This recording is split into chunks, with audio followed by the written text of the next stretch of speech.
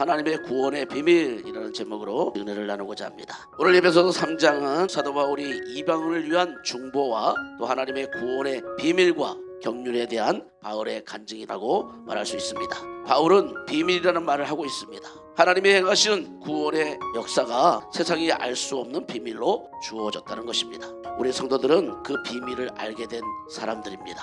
스스로 알아낸 것이 아니라 하나님이 알게 하시고 성도들에게만 허락하셨다는 것입니다. 그런데 유대인과 이방인이 함께 상속자가 되고 약속에 참여하는 자가 되었다는 것입니다. 그것은 이방인들이 율법을 받아들이고 지킴으로써 된 것이 아니라 예수 그리스도 안에서 일어난 하나님의 은혜라는 것입니다. 하나님의 전적인 은혜 안에서 인간의 모든 공로와 행함은 소용이 없는 것입니다. 유대인들은 자신들만이 하나님의 백성이라고 주장하지만 하나님은 유대인과 이방인의 구별이 없습니다. 독생자 예수님을 믿음으로 하나님의 백성이 되는 줄로 믿으시기 바랍니다. 사랑하는 성도 여러분, 바울이 말하는 예수 그리스도의 비밀을 우리는 깨달은 줄로 믿습니다. 그렇다면 우리의 삶의 모습도 바울처럼 변화되어 가야 할 줄로 믿습니다.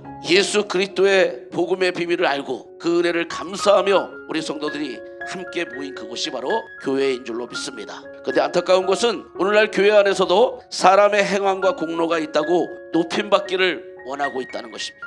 오직 하나님의 은혜를 기뻐하고 감사하며 겸손으로 믿음을 지켜나가시는 우리 성도들이 될 수 있기를 간절히 소망합니다. 사실 예수님을 믿고 은혜를 받았으니 하나님을 위해 헌신하고 섬기고 싶은 것은 당연한 것입니다. 하지만 그 일을 행하는 것으로 우리 자신을 높이거나 자랑하지 말라는 것입니다. 현대사회의 문제는 신앙을 율법으로 받아들이는 데 있습니다. 그래서 무엇인가를 봉사하지 않으면 신앙이 없거나 연약하고 게으른 것으로 평가합니다. 때문에 그 은혜를 누리지 못하고 여전히 서로를 판단하고 평가하고 있다는 것입니다. 바울은 이방인의 구원에 대해서는 한치의 양보도 없이 복음을 그대로 전했습니다.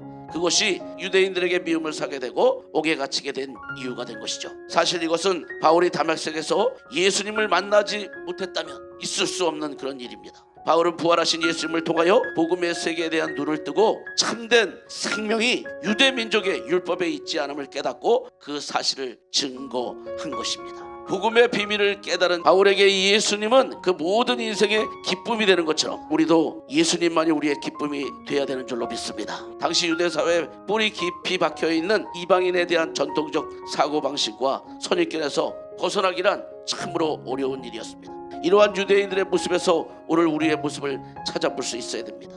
그 어떤 사람도 정죄하거나 판단하고 외면하면 안 될 것입니다. 바울의 관심은 에베소 교회가 그리스도의 비밀 복음을 알고 복음에 의한 삶으로 세상에 드러나기를 원했습니다. 복음의 비밀을 향해 문이 열릴수록 우리의 심령은 예수님을 닮아가는 모습으로 나가야 할 줄로 믿습니다. 마지막으로 바울은 하나님은 우리가 구하거나 생각하는 모든 것에 넘치도록 능히 하신 분으로 말씀하고 있습니다.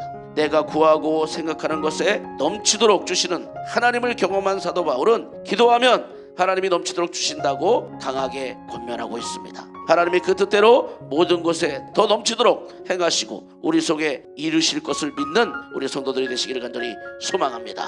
하나님의 복음의 능력이 우리 모든 성도들을 예수님 안에서 주님의 몸된 교회와 영광스러운 지체들로 세워주실 것을 소망하며 살아가시는 저와 우리 모든 성도들이 될 수 있기를 간절히 축원합니다.